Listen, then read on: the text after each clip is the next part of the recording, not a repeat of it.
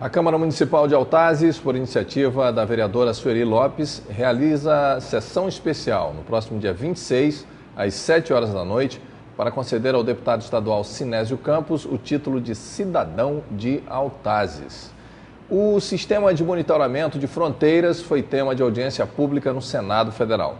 Vamos a Brasília com Wellington Lopes. Boa noite, Wellington. Boa noite, Cristóvão. Boa noite a todos. Oficiais do Exército falaram aos senadores sobre o SISFRON, o sistema desenvolvido pelo Exército Brasileiro com a finalidade de aumentar a proteção das fronteiras do país. Os detalhes você confere na reportagem de Gabriela Lafetá. O SISFRON envolve a utilização de radares, sistemas de comunicação e aeronaves não tripuladas e é considerado o maior sistema de vigilância de fronteiras em fase de implementação no mundo.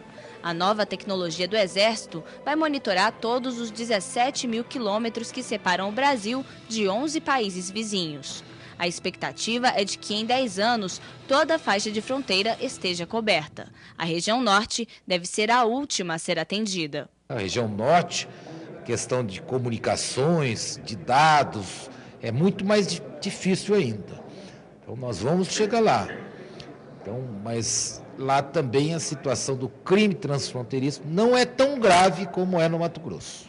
O sistema deve custar cerca de 12 bilhões de reais. E caso a liberação de orçamento continue limitada, o sistema pode demorar até 50 anos a mais que o previsto para ficar pronto. Durante a audiência pública, os senadores garantiram que vão pressionar o governo para incluir o SISFRON no Programa de Aceleração do Crescimento. O SISFRON precisa de 500 milhões de reais aproximadamente. E o Exército só está podendo liberar cerca de 200 milhões. Então nós vamos fazer um trabalho intenso nesse sentido, junto ao Ministério do Planejamento, a ministra Miriam Belchior, para incluir o SISFRON, que é um dos projetos mais importantes do país, no PAC. Porque ele não pode ter contingenciamento de recursos. E o assunto agora é saúde. Mais de 80% dos médicos cubanos que vão ser contratados pelo governo brasileiro para atuar aqui no país serão designados para as regiões Norte e Nordeste.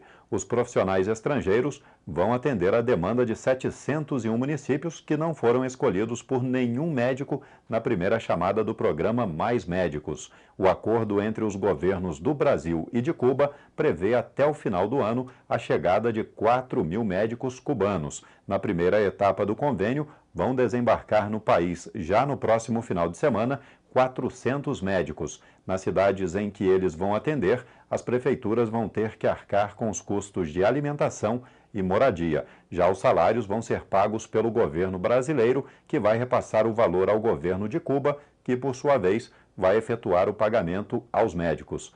E o assunto agora é internet.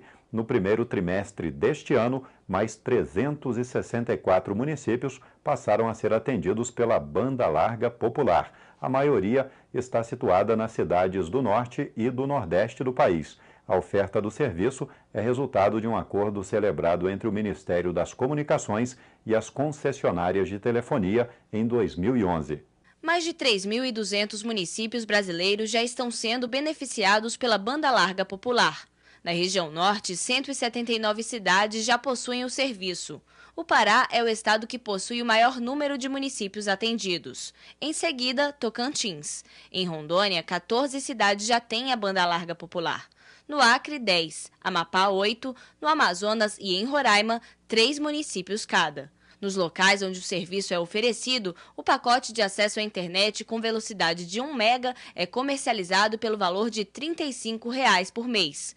A expectativa do governo federal é de que até o final de 2014, todos os municípios do país sejam beneficiados com o serviço. São esses os destaques de hoje aqui da Capital Federal. Uma ótima noite a todos e até amanhã. No quadro Articulistas de hoje, vamos saber sobre compras institucionais dos produtores rurais, por meio de políticas públicas que facilitam o acesso à comercialização de alimentos a instituições públicas.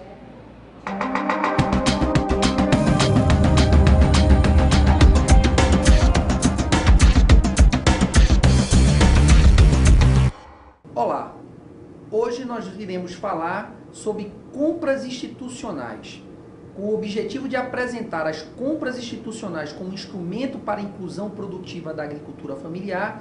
o Ministério do Desenvolvimento Social e Combate à Fome, MDS, promoveu recentemente em Brasília encontro dos empreendimentos da agricultura familiar. Na oportunidade, foram apresentadas novas oportunidades de comercialização dos produtos da agricultura familiar abertas pela modalidade do Programa de Aquisição de Alimentos, PAA. A modalidade é chamada compras institucionais.